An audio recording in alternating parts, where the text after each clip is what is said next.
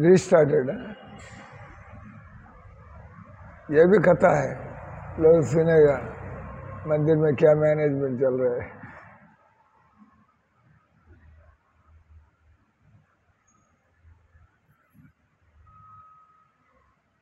यस्य संयत षड्वर्ग प्रचंडेन्द्रिय सारथि ज्ञान वैराग्य रहित त्रिदंड ఇదంతా గోల గోల చేస్తున్నారు. అదే బయలుపోయింది ఎక్కింది.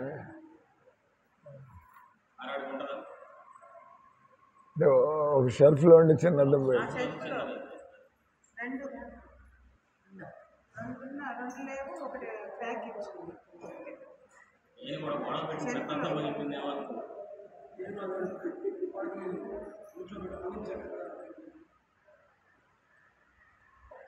అలాగే సురానాత్మాన ఆత్మస్థం వినుతే మాంచ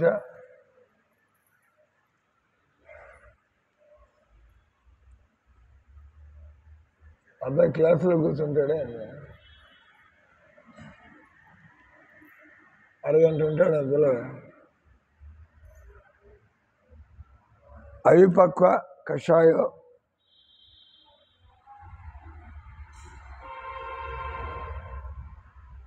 కషాయోస్మాన్ అముస్య దీయతే భిక్షోర్దద్ద శమోహింస తపయీక్ష వనౌకస గురువిణోభూత రక్షేజ ద్విజ సాచార్య ఆచార్య సేవనం.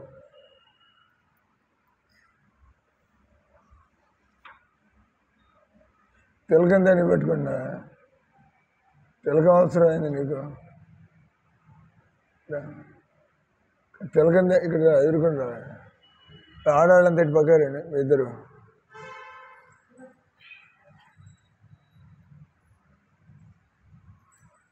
తిలకం దాన్ని పెట్టుకున్నావా? ఏం చేస్తాను? తిలకం దాన్ని పెట్టుకున్నావు.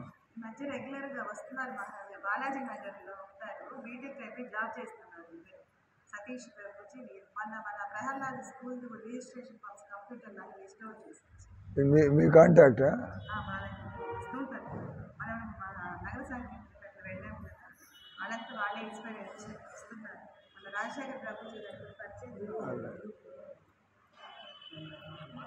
ఇది ఉద్యోగం చేస్తున్నారా?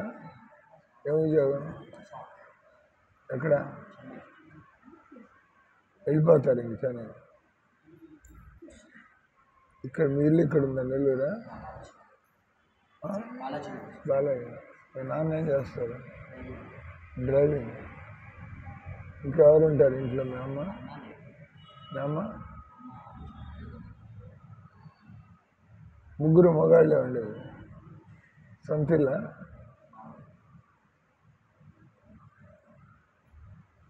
అప్పుడు మీరు ఇక్కడికి వచ్చేయచ్చు కదా మందిరంలోకి. మీకు అంత తిలకాలు పెట్టుకుని అంత ఇంట్రెస్ట్ ఉంటే. ఎవరికి? ఏం వయసు? 37. టీ కాఫీలు తాగుతారా? ఉల్లిపాయలు తింటున్నావా? నువ్వు భక్తులు అయితే వదిలే. మందిరంలో ఇస్కాన్ అమ్మాయిలు ఉంటారు. ఇస్కాన్ అమ్మాయిలు వాళ్ళు భక్తుల్నే పెళ్లి చేసుకుంటారు. అంటే నువ్వు భక్తులు అయితే భక్తులు అమ్మాయి, ఇప్పుడు నీకు మాంసం తినే అమ్మాయిని చేసుకుంటావు నువ్వు. ఇట్లా నీ ఏమైనా ఆస్తులు ఉన్నాయా?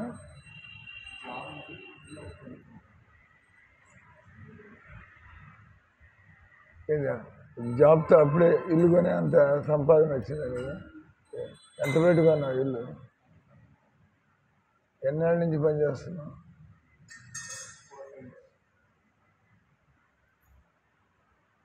మా దగ్గర 2-3 సంబంధాలు ఉన్నాయి. నీ బయోడేటా తెచ్చి నువ్వు కృష్ణ భక్తురాలు చేసుకోవాలంటే వీళ్ళు ఇక్కడుండే ఇస్కాన్ అమ్మాయిలను పెళ్లి చేసుకోవాలంటే వాడు సాయిబాబా భక్తి వాడితే నేను ఇక్కడ వాళ్ళ దారి వేరు వీళ్ళ దారి వేరు కదా. వీళ్ళంతా ఇక్కడ అంతా కూడా జ్ఞానం ఉండి పట్టుదల ఉండి నియమాలు పాటిస్తాం. నా దగ్గర 4-5 అమ్మాయిలు బయోడేటా ఉంది మన దగ్గర. వాళ్ళు అబ్బాయిలు ఎత్తుకుతున్నారు. నువ్వు కూడా భక్తులతో చేసుకుంటే మంచిదే కదా. ఈ అమ్మాయిలో ఏం కావాలి నీకు? చదువుకున్నాడండి, కనీసం డిగ్రీ ఉద్యోగం చేసే అమ్మాయి పర్వాలేదా? అప్పుడు ఇద్దరిలో ఒకళ్ళ జీతం మందిరానికి ఇచ్చేయండి, నీకు అవసరం లేకపోతే. అంతే కదా, అరిపోలానండి.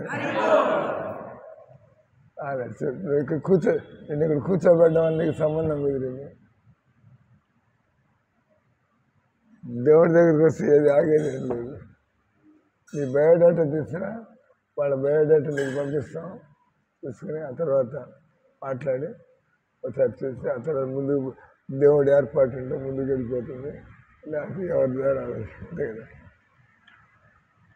అదే నీ బయోడేటా నీ ఫోన్లో ఉందా? ఇక్కడ ఆగు పంపించమా, ఆగు పంపిస్తా. నేను కోఆర్డినేటర్, నేనే ఆగు పంపిస్తామని ఆమె నాకు పంపించి నేను ఆగు పంపించలేదు. మీరు నాకు పంపించండి. అదే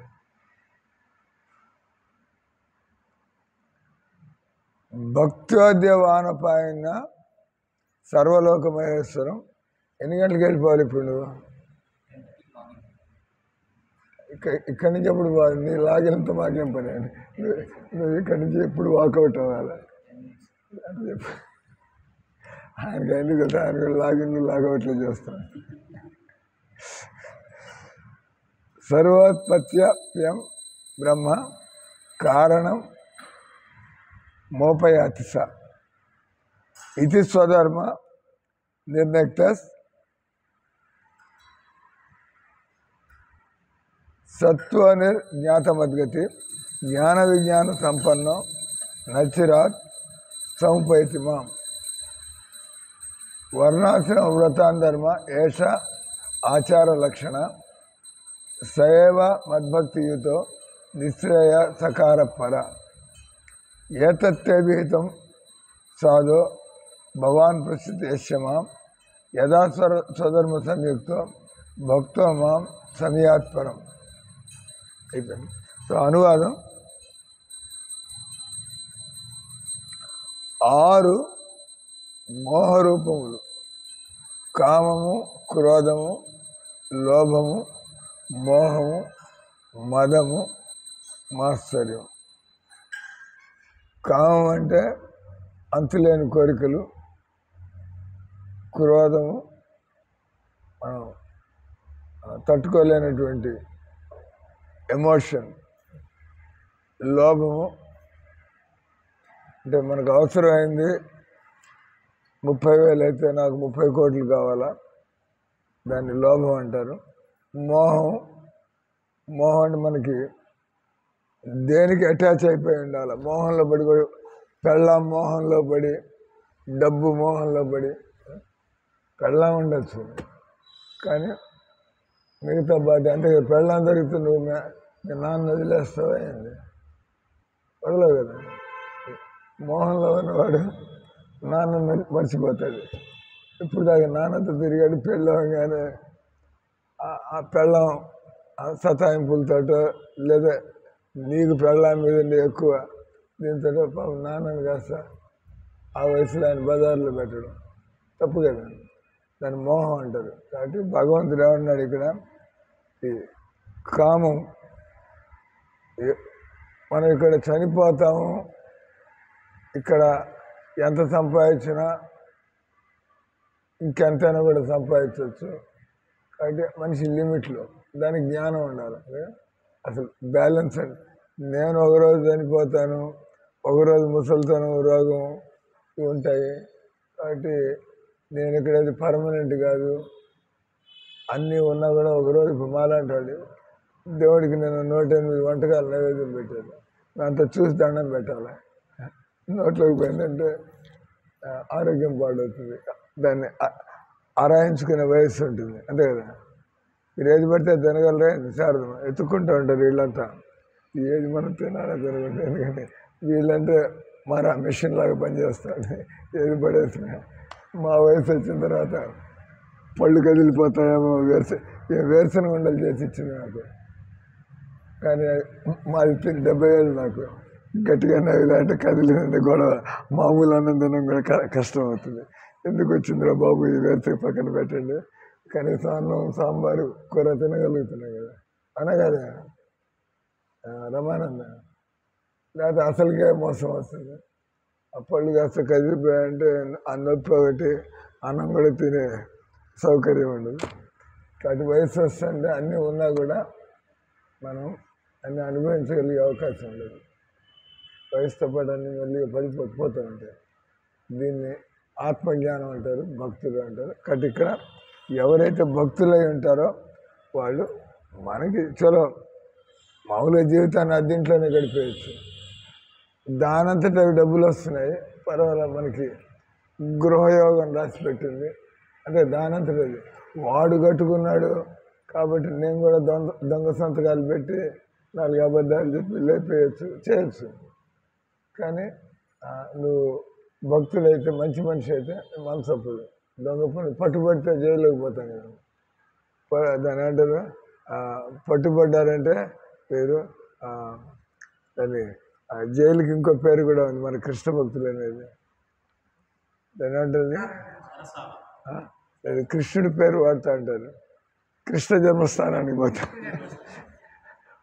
కృష్ణుడు ఆయన జైల్లో జన్మించాడు కాబట్టి జోక్ వేయడానికి అంటారు నువ్వు నేరాల అబద్ధాలు కృష్ణ జన్మస్థానానికి పోతాడు.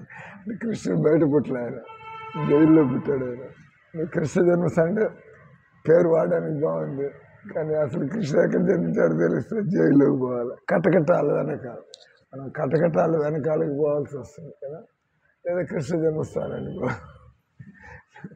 అంటే మనకి దానంతరం అది రాసి పెట్టుంటే పర్వాలా, వస్తుంది, డబ్బులు వస్తాయి. నీ కష్టార్జన నీ న్యాయంతో సంపాదించుకొని అట్లా సంపాదించాను. నీ ఇల్లు కొన్నా అన్నావు, ఏమైనా మ్యానిపులేషన్స్, లంచాలు అంటే నీకు నెలకి ఎంత, నీకు ఇయర్లీ ప్యాకేజ్ ఎంత? 8.5 అంటే మంత్లీ 65,000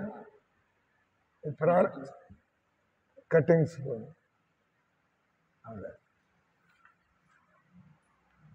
కాబట్టి మానవ జీవితం జ్ఞానంతో బతకాల. తర్వాత మానవ జీవితం లక్ష్యం. ఇప్పుడు నువ్వు ఉద్యోగం చేస్తున్నావు, పెళ్లి చేసుకుంటావు. పెళ్లి చేసుకుంటే పిల్లలు కూడా కనాలా అంతే కదా. పెళ్లి చేసుకున్నాక పిల్లలు వద్దంటే ఎవరు ఒప్పుకుంటారు? అదేదో పిల్లలు అక్కర్లేదు ముందరే చెప్పాలి. నిన్ను పెళ్లి చేసుకుంటే నాకు పిల్లలు అక్కర్లేదు, పోరా బాబు నిన్నెవడు చేసుకుంటా అంటారు కదా. వాళ్ళు కూడా అదే మూడుంటే పర్వాలే. కానీ మామూలుగా శాస్త్రం చెప్పేది పెళ్లి చేసుకుంటే 2, 3 పిల్లలు. ముఖ్యంగా భక్తులైతే పిల్లలు ఉండడం మంచిదే. దేశానికి మీరు పోయిన తర్వాత ఈ భక్తి ప్రచారం ఎవరు చేస్తాడు? మేము ప్రచారం చేస్తున్నాం, నాతోనే ఆగిపోతే అందుకే శిష్యులను చేసుకుంటున్నాం. ఇలా శిష్యులు నేను పోయినా కూడా మీరు ఈ కృష్ణ భక్తి యొక్క ఆ ప్రచారాన్ని ఆపమాకండి, అంతే కదా. శిష్యులు ఎందుకు తీసుకునేది? మిమ్మల్ని ఎందుకు శిష్యురాలు చేసుకుంటాను చెప్పండి? ఇరికించడానికి. అమ్మాయిని పోయినా కూడా నువ్వు శిష్యత్వం తీసుకున్నావు కాబట్టి నువ్వు ఇస్కాన్ ప్రచారంలో ఏదో రకంగా ఉండాలి. అది డబ్బులు ఇవ్వడం ద్వారా ఉండొచ్చు, లేదా మనం తిన్నగా ఇట్లా ప్రచారం చేయొచ్చు, పుస్తకాలు పంచిపెట్టచ్చు, లేదా మనం యోగ్యత లేకపోతే మనం శరీరంతో ఏదో ఇట్లా పూలు కొట్టడం, ఏదో భగవంతుడికి ఏదో సేవలు. సో ఇప్పుడు నేను ప్రవచనాలు ఇస్తున్నా, అట్లా ప్రవచనం ఇవ్వలేని వాళ్ళు ఉంటే వాళ్ళు ఏదో చీపురు కొట్టడం, లేదా కూరగాయలు తరగడం, వాటి దే కెన్ డూ. వాళ్ళ వయసుని బట్టి కూడా ఏది చేయగలిగితే మాత్రం. సో అంటే మానవ జీవితం అంటే జ్ఞానాన్ని కలిగి ఉండాలా, వైరాగ్యం కూడా ఉండాలి. అంటే డబ్బు పిచ్చిలో పడిపోతే దేవుడి పక్క వెళ్ళిపోతాడు, నువ్వు కుటుంబ మోహంలో పడిపోతే దేవుడి పక్క వెళ్ళిపోతాడు. అప్పుడు వచ్చే జన్మ ఏ గాడి జన్మం ఏ దున్నపో జన్మ అయితే మళ్ళీ దానికి నిన్ను నువ్వే అంటే స్వయంకృత అపరాధం. ఎందుకు మనం దున్నపో జన్మ ఎత్తాము? భగవంతుడిని నిర్లక్ష్యం చేసాం. పని పని పని పని అని చేస్తున్నాం. నీ జీవితంలో ఎంత శాతం అని పెట్టుకున్నా దేవుడికి ఇంత శాతం నేను దేవుడికి ఇవ్వాలని ఒకటి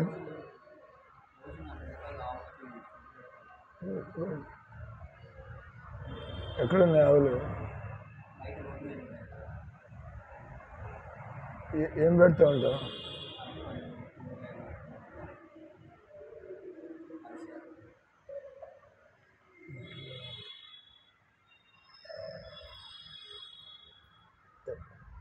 అద్దెలు కాబట్టి ఇంట్లో ఆవును పెట్టుకోలేము.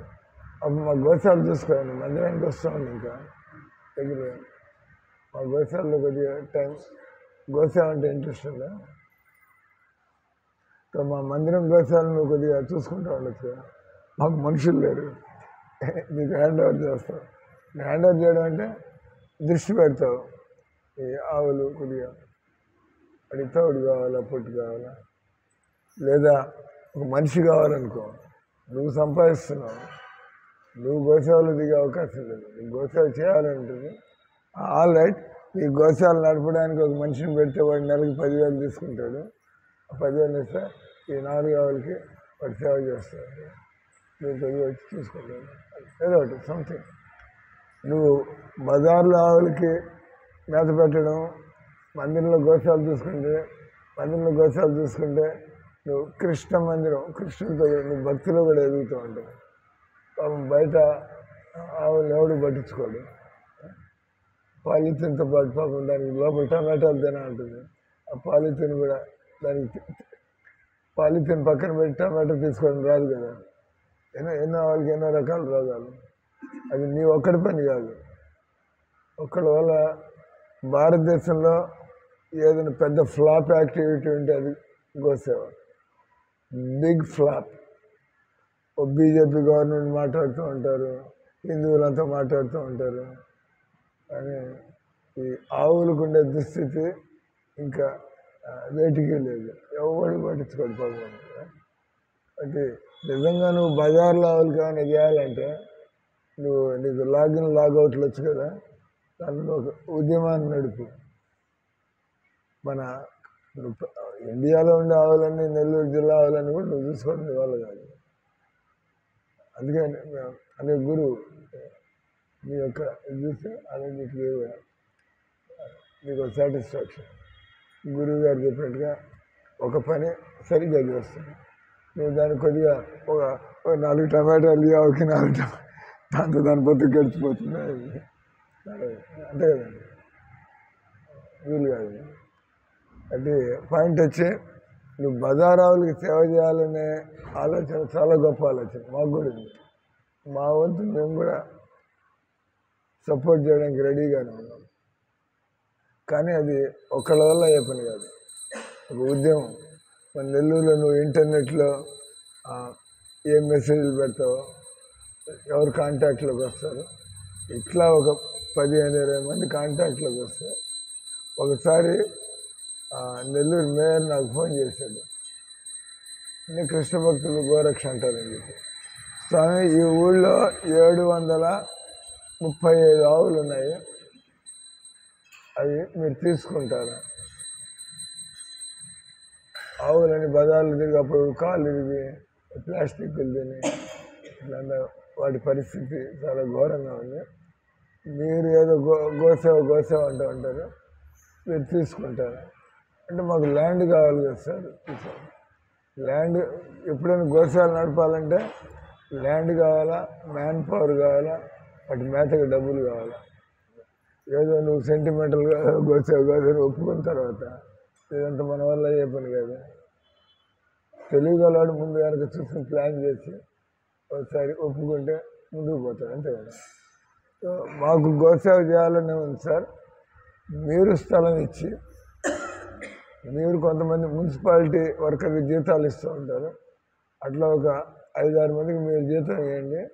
మేము టైం ఇచ్చి సూపర్వైజ్ చేసుకుని తర్వాత మేత వరకు కూడా మేము చూసుకుంటాం. అది కూడా చెప్పాం. మేత వరకు మేము చూసుకుంటాం. ఎందుకంటే మనకు భక్తులు ఉంటారు. ఈ ఒక అరబస్త తౌడు పడేసిపోతుంది, వాడు పొట్టు పడేసిపోతాడు, వాడు సీజన్లో వరి పండితే ఓ ట్రక్కు ఎండుగడ్డి పడేసిపోతాడు, ఇస్తారు. దానికి వాళ్ళు రెడీగా లేరు. అంటే వాళ్ళు ఆవులు రోడ్డు మీదకి వచ్చి ట్రాఫిక్ని ఇబ్బంది పెడుతున్నాయని తప్పితే గోసేవ అనే భావన లేదు. అది వాళ్ళ ఐడియా. అది మేము చెప్పాం, మాకు ఇంట్రెస్ట్. మీ ప్రభుత్వం కొద్దిగా చేతులు కలిపి మీరు ల్యాండ్ ఇవ్వచ్చు, వాళ్ళు ఇవ్వచ్చు. గవర్నమెంట్ ల్యాండ్ ఉంది, పలానా ల్యాండ్ గవర్నమెంట్ ల్యాండ్, మీరు అక్కడ గోశాల ఏర్పాటు చేయాలి. దానికి రెడీగా లేడు. ఊళ్ళోనే ఏమని చెప్పట్లేదు. ఊళ్ళో ఏదో అంటే కాస్ట్లీ ల్యాండ్, ఏదో గవర్నమెంట్కి ఆఫీసులు కాలేజీలు ఏం పెడతారు. కానీ ఊరు బయట ఇవ్వచ్చు కదా, దగ్గరలో ఉండే పంచాయతీలు ఇవ్వచ్చు. వాళ్ళకి అంతా చిత్తశుద్ధి లేదు.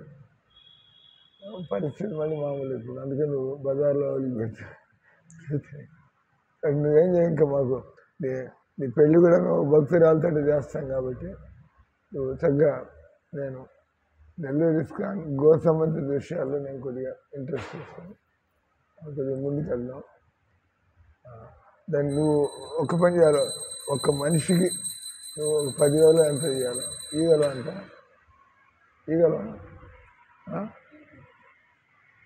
రోజుకి 40 రూపాయలు అంటే 3, 4, 1200 అయింది.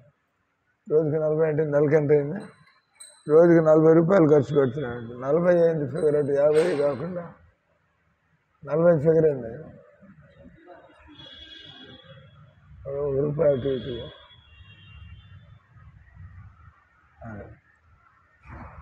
3, 4, 12 అంటే 30 రోజులు 40 రూపాయలు, 12, 2 సున్నాలు 1200. అదే మేము మా వైపు నుంచి మేము కూడా చేస్తాం. ఒక మనిషిని పెట్టుకుని వాడు పాపం పట్టుకున్నాడు చూసుకుంటూ ఉంటాడు. ఇప్పుడు నేను క్లాస్ ఇవ్వాలా, నేను బయటికి వెళ్ళి నా టీచింగ్ ప్రోగ్రామ్ నేను బయటకు పోతూ ఉంటాను. నేను రాత్రి ఎక్కడికి పోయా? నేను రాత్రి ఎక్కడికి పోయా మీకట తెలిసింది. ఫోటోలు వచ్చేసా, ఫోటోలు వచ్చాయా? నేను తిరుగుతూ ఉంటాను. మైసూరు వెళ్ళిపోయి, అటు మంగళూరు వెళ్ళిపోయి, మళ్ళీ హైదరాబాద్ పోయి, మళ్ళీ వచ్చి ఇక్కడికి. స్టేషన్ వచ్చి నెల్లూరు. సన్యాసి కాబట్టి ఏదైనా పెద్ద ప్రోగ్రాం పిలుస్తూ ఉంటారు. గౌరవంగా ఒక ఆధ్యాత్మిక ఈ రంగంలో కొద్దిగా సీనియర్ లాంటి వాడు. అలాగే నీకు బయలుదేరచ్చు, నీ 10 నిమిషాలు అయిపోయింది. వాళ్ళకి కలిసి మీ బయోడేటా ఫార్వర్డ్ చేయి. అట్లా కొద్ది రోజుల్లో ఆ జగన్నాథుని నేను అనుగ్రహించినట్టున్నాడు. హరే కృష్ణ. ఆయన ఇంకా వినాలని, అది మంచిది. ఇది భాగవతం యొక్క స్వభావం. మనం చక్కగా మన మంచి వ్యక్తి అయితే జ్ఞానం గురించి భగవంతుడు వింటుంటే ఇంకా వినాలని నేర్చుకోవాలి. నేను ఒక పుస్తకం సజెస్ట్ చేస్తాను, భగవద్గీత కాదు అదే.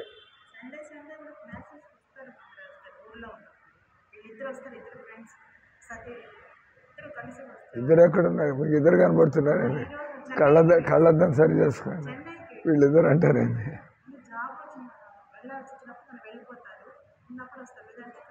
మీ ఫ్రెండ్ కూడా ఉన్నాడు నీకు, ఆయన కూడా పెళ్ళి అయిందా? ఆయన నీలాంటి స్వభావమేనా? ఆయన వేరే కొద్దిగా సినిమాలు ఫ్రెండ్. ఆయన కూడా భక్తుల ఇంట్రెస్ట్, మాంసాహారం, సిగరెట్లు, సారాయిలు. వాళ్ళు మీలాంటి వాళ్ళు ఉద్యోగం, ఇంటి బాధ్యతలు ఉంటాయి, తల్లిదండ్రులు ఇంటి పనులు ఉంటాయి, టైం దేవుడికి ఇవ్వడం పెట్టడం. అలా మానవులంతా అట్ట బతికితే ఈ గొడవలు, ఈ రక్ష, ఈ దుర్మార్గ పనులు అన్నీ ఆగిపోతాయి. అంటే మనుషులు దేవుడిని పక్కన పెట్టారు కాబట్టి ఇంక క్లబ్బులు, సినిమాలు ఇట్లా పోతారు. ఏదో చేయాలి. ఇస్కాన్ వాళ్ళు డ్యాన్స్ చేస్తారు తెలుసా? కాబట్టి మనం వేరుగా పిచ్చి కుక్కలాగా పరిగెత్తక్కర్లా. అదేదో భగవన్నామని కీర్తన చేస్తే సరిపోతుంది, నగర కీర్తనకి పోయిస్తే సరిపోతుంది. వేరుగా మనం ఈ చెడ్డీలు వేసుకుని మన వయసు 70 ఏళ్ళకి చెడు ఆరోగ్యం కాపాడుకోడు, కానీ 70 ఏళ్ళకి ఆరోగ్యం కాపాడుకుంటాం కదా. వాకింగ్ పోయి రావచ్చు. ఆరోగ్యం ఏం చేసుకున్నా కూడా ఆరోగ్యం కాపాడుకోవడం వీలు కాదు. అంటే ముసలితనం వస్తే మామూలుగానే అన్ని దూసుకుపోవడం ప్రారంభమవుతుంది. అంటే నేను ఎక్సర్సైజులు చేసుకుంటూ ఉంటే ఇంకో 25 ఏళ్ళు నా ఆయువు పెరుగుతుంది. అట్లంతా ఏదండి, ఏది జరగాలో జరుగుతుంది. అలా ఇది కంప్లీట్ చేద్దాం. కాబట్టి ఎవరైతే కృష్ణుడు చెబుతున్నాడు ఉద్ధవుడితో, ఎవరైతే వర్ణాశ్రమ ధర్మము, 2 పదాలు, వర్ణాశ్రమ ధర్మము, సనాతన ధర్మము. వర్ణాశ్రమ ధర్మం అంటే క్రమంగా దేవుడి దగ్గర రాదు. ఇప్పుడు నువ్వు చేసే పని, ఉద్యోగం చేయాలా, పెళ్లి చేసుకోవాలా, దేవుడు కావాలా, ఇది క్రమంగా అది కూడా మెచ్యూరిటీ. ఒకసారి మనం మన పరిస్థితి చూస్తే మన ఇల్లు వాకిలి వదిలిపెట్టి మనసులో ఏమీ కోరికలు లేకుండా ఆ స్టేజ్లో లేము మనం. అంటే మెల్లగా లక్ష్యం అదే, సంసార కోరికలను తగ్గించుకుంటూ వదిలేస్తూ. 2 భగవద్గీత 18వ అధ్యాయంలో భగవద్గీత సన్యాసం అనగానేమి, త్యాగం అనగానేమి అనే ప్రశ్నతో ప్రారంభమవుతుంది 18వ అధ్యాయం. అర్జున ఉవాచ సన్యాసం 18వ అధ్యాయం తొందరగా 18వ అధ్యాయంలో కానీ కంఠస్థం చేయాలి. స్టార్టింగ్ అది సన్యాసస్సు మహాబాహో. నేను సన్యాసం అంటే ఏంటో తెలుసుకోవాలనుకుంటున్నాను. సన్యాసస్సు తత్వం ఇచ్చాను. సన్యాసం అంటే దాని తత్వం ఏంది? త్యాగస్య చ హృషికేశ. ఈ మహాబాహో అంటే దేవుడు అనుకుండే, తర్వాత ఋషికేశ అంటే దేవుడికి ఉండే సహస్రనామాలు ఒకటి. సన్యాసస్సు మహాబాహో తత్వం ఇచ్చాను వేదు. సన్యాస తత్వాన్ని I want to know what is the philosophy of renunciation. త్యాగస్య చ హృషికేశ పృథక్ కేశిని శోధన. ఈ రెండింటికి అంటే మామూలుగా సన్యాసులను గౌరవిస్తూ ఉంటాం. ఎందుకు సన్యాసులను గౌరవించి వాళ్ళలో ఉండే స్పెషాలిటీ అండి. వాళ్ళ సన్యాసి అంటే ఏం పని చేయడు, దాన్ని వదిలిపెట్టాడు, అమ్మా నాన్న వదిలిపెట్టాడు, ఉద్యోగాన్ని వదిలిపెట్టాడు, దేశం మీద పడి తిరుగుతూ వాళ్ళు ఇచ్చేది తీసుకుని వాడిని సన్యాసి అంటారా? ఇంకేమన్నా సన్యాసి క్వాలిఫికేషన్ ఉందా? సన్యాసస్సు మహాబాహో తత్వమిష్యామి వేదితం త్యాగస్య చ హృషికేశ. అప్పుడు నువ్వు ఇంకా ఆలోచిస్తూ ఉంటావు, ఈ జవాబుని విన్నావంటే భగవంతుడు ఏం జవాబు ఇచ్చాడు? త్యాగము అంటే కర్మ ఫలితాన్ని నువ్వు 40 రూపాయల త్యాగివి నువ్వు. అంటే నీ జీతం 65,000 అయితే నీ త్యాగం ఎంత అంటే 40 రూపాయలు. ఎంత పర్సెంట్? 65లో 40 రూపాయలు అంటే ఎంత పర్సెంట్? 0.1 0.5 లెస్ అంటే జస్ట్ ఐ వాష్ ఏదో చేస్తున్నాం. కానీ శాస్త్రం చదువుతుంది 50%. శాస్త్రం ప్రభుపాద చెప్పింది కనీసం 10%. కళ్ళు మూసుకుని 100 రూపాయలు సంపాదిస్తే నేను సంపాదించిన 90 రూపాయలే. ఆ 10 రూపాయల మీద కన్ను పెట్టమాక, నువ్వు సంపాదించింది. కానీ నీకు దేవుడు కావాలంటే, నువ్వు దేవుడికి దగ్గర అవ్వాలంటే మామూలుగా సీరియస్ అయితే 50. ఎందుకంటే నీకు ఉండే మెహర్బానీ ఖర్చులు అన్నీ పోతాయి. భక్తులైతే ఆడంబరానికి ఖర్చులు పెట్టడం, చూపించుకో పేరు కోసం అడిగేవాడు పార్టీ ఇచ్చి. ఏం పేరు నీ పేరు? శివప్రసాద్ పార్టీకి ఆయన ఖర్చు పెట్టాడు. అడ్డా వరుస పనికి మాలంతా నీ మీద బారేసుకోవచ్చు. బస్ ఒక స్టేట్మెంట్ ఇచ్చేసి శివప్రసాద్ పార్టీకి ఖర్చు పెట్టాడు. అదే దేవుడు చెప్పినట్టు జరిగిన పార్టీ ఏం కాదు అక్కడ. అంటే త్యాగం అంటే ఏంటంటే ఫలితాన్ని వదిలిపెట్టడం త్యాగము. అదే త్యాగం అంటే అన్నీ వదిలిపెట్టిపోవడం త్యాగం కాదు, పని చేయాల్సిందే. ఫలితాన్ని ఇచ్చామంటే అది సమాజానికి కానీ దేవుడికి కానీ ఉపయోగపడుతుంది అంటే నిజంగా త్యాగం. నేను నా ఆస్తులన్నీ కూడా నా పెళ్ళాం బిడ్డకి రాసేసాను సార్, నేను బయటకు వచ్చేసాను, అదే త్యాగం అయింది. ఈ పెళ్ళాం బిడ్డకి చదివిన త్యాగం అది. త్యాగం అంటే దేవుడికి ఇచ్చావా, సమాజానికి ఇచ్చావా? సమాజం కోసం ఇస్తే పుణ్యం అంటారు, దేవుడి కోసం ఇస్తే సమాజానికి ఉపయోగపడుతుంది, కానీ దాన్ని భక్తి అంటారు. మేమంతా కూడా మాకు ఆస్తులు వస్తే మేము అనాథాశ్రయాలు వికలాంగులతో అక్కడియం. ఎక్కడైతే సరిగ్గా వాతావరణం ఉంటుందో భగవంతుడు చెప్పినట్టుగా అనాథాశ్రయంలో రోజు భజనలు జరుగుతూ ఉండేటైతే, అనాథాశ్రయంలో ఉల్లిపాయలు లేకుండా వాళ్ళకి భోజనాలు పెడుతున్నట్లయితే అప్పుడు తీసుకుపోయి అక్కడికి చెప్పుకోవచ్చు, నేను చేసినంత భక్తే సార్. వాడు అక్కడ గుడ్లు తింటున్నాడు, వాడు ఆ పిల్లకాయలు కూర్చొని టీవీలు చూసుకుంటూ, అనాథులు ఏం చేస్తాడు, వికలాంగులు ఏం చేస్తాడు, ఏం పని చేయలేదు, అంటే చెత్తగా బతుకుతున్నాడు. వాడు చెత్తగా బతికడానికి నేను ఎందుకు త్యాగం చేయాలి? ఇది భగవద్గీత దృష్టి ఉంటే ఖర్చు పెట్టాలి సమాజానికి, కానీ ఎక్కడ ఖర్చు పెడితే నిజంగా అది సత్ఫలితాన్ని ఇస్తుంది. కాబట్టి త్యాగం అంటే ఏం చెప్పాడు, కర్మఫలాన్ని వదిలివేయడాన్ని దానం చేయడాన్ని త్యాగం అంటాడు. సన్యాసం అంటే భోగపు పనుల్ని వదిలిపెట్టిన వాడిని సన్యాసి అంటారు. సన్యాసి అంటే ఇప్పుడు నేను చిబురు పట్టుకుంటా, నేను బండి తోలుతా, నేను అప్పై పుస్తకాలు అమ్మొస్తా, నువ్వు అనుకోవచ్చు అందరిలాగా అన్ని పనులు చేస్తున్నాడు, వంటలు ఉండడానికి పోతాం, ఏం సన్యాసి మాలాగే ఉన్నాయి అన్ని పనులు. కానీ భోగపు ఆలోచనలు అంటే నా కుటుంబం కోసం పని చేసుకుంటూ ఉండడం, అది వదిలిపెట్టాము. లేదా నేను సినిమాలు నడపడం, సినిమాలు నడిపి నేను మాంసం దుకాణం నడిపి, లేదా నేను ఇంకేది సారాయి దుకాణం పెట్టి సంపాదిస్తున్నారు చాలామంది. అట్లాంటి దుకాణాలు పెట్టి సంపాదిస్తారు, జనాలు జడగొట్టడం, వాడి జేబులు నింపుకోవడం. సో సన్యాసి అంటే నేను ఇటువంటి పనులు చేయను. ఆయన గవర్నమెంట్ వాళ్ళు ఎందుకు సారాయి దుకాణం తెలుసు, ఇల్లు బర్బాద్ అవుతున్నాయని చెప్పి, ఇల్లు నాశనం అవుతున్నాయి ఈ సిగరెట్ల వల్ల, సారాయి వల్ల, మాంసాహారం వల్ల దేశానికి దరిద్రం పడుతుంది మాంసాహారం. కానీ వాళ్ళకి ముస్లిం అప్పీజ్మెంట్, క్రిస్టియన్లకి మాంసాహారం చేస్తే మొదటి గొడవ పెట్టేది ముస్లింలు, ఇప్పుడు హిందువులు కూడా పెడుతున్నారు, అదే వేరే విషయం. వాళ్ళు కూడా ముస్లింలాగానే తయారయ్యారు కాబట్టి. కాబట్టి త్యాగం అంటే కర్మలు చేయాలా, కర్మ ఫలితాన్ని ఇచ్చేది త్యాగం. సన్యాసం అంటే ఏంది, నీచపు కర్మలు ఎప్పుడూ చేయకూడదు. సన్యాసి అనేవాడు ఎప్పుడు భగవత్ భక్తి, సమాజానికి భక్తి, యాక్టివ్గా ఉంటాడు. మళ్ళా యాక్టివ్గా ఉంటారు, కానీ వాళ్ళు నీచపు కర్మలు చేయరు.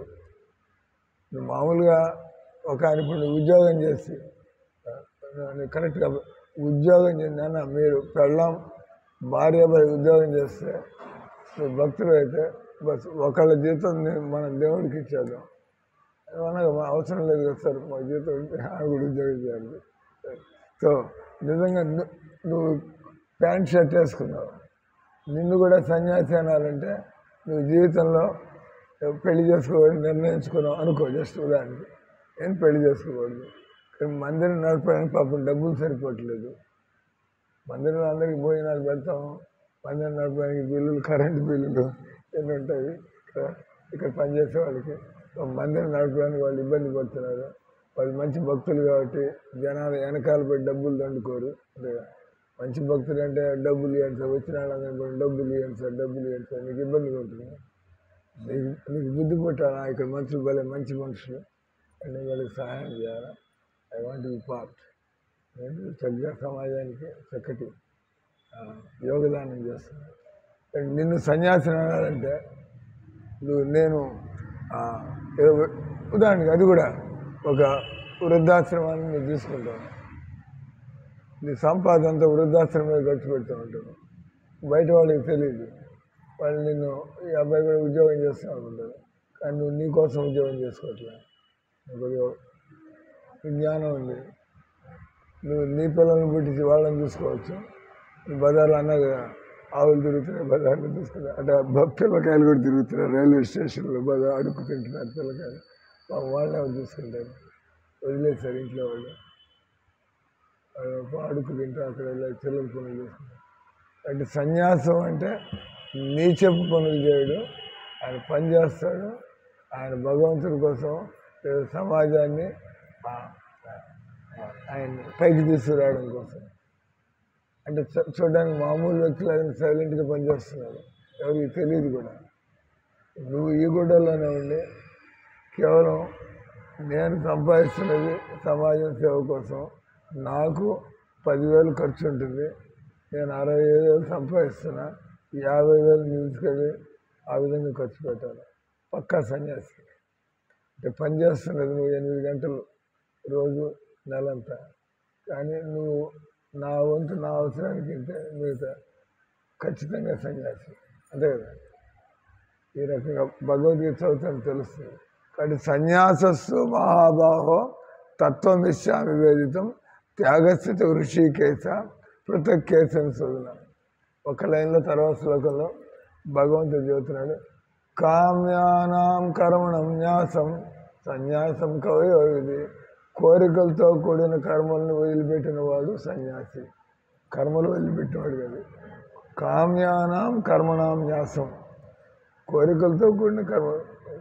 తర్వాత సర్వకర్మ ఫలత్యాగి, సర్వకర్మ ఫలత్యాగి ఆయన్ని త్యాగం అని చెప్పి ఇక్కడ సర్వకర్మ ఫలత్యాగ ప్రావృత్యాగ విచక్షణ. ఫలత్యాగాన్ని, కర్మఫలాన్ని త్యాగం చేయడానికి, కర్మఫలాన్ని చేయడానికి త్యాగం అని, నీచపు కర్మని వదిలిపెట్టడానికి సన్యాసం అని. అంటే నువ్వు ఏ రకంగా ఉంటావు కూడా సన్యాసిలాగా బతకచ్చు. నువ్వు ఉద్యోగం చేస్తే బయట వాళ్ళకి జీతం, కానీ నువ్వు ఏం త్యాగం చేస్తున్నావు అడిగి తెలుస్తుంది. అందుకే నిన్ను అడిగా, 65,000 సంపాదిస్తుంటే నువ్వు ఎంత త్యాగం చేస్తున్నా? నువ్వే అన్నావు 1% కంటే తక్కువ వేస్తాను. We can do better.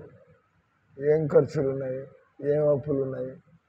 నీ మీద అప్పులు ఉంటే నువ్వే త్యాగం చేయలేవు. ముందు అప్పులు వాళ్ళు వచ్చి తిడుతున్నారు, వడ్డీలు కట్టలేకపోతున్నావు, వదిలించుకోవడం.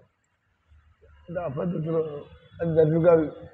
అందుకే దీనికి ఒక గురువు అని, జ్ఞానం అని ఒక ప్లానింగ్. ఇప్పుడు మెల్లగా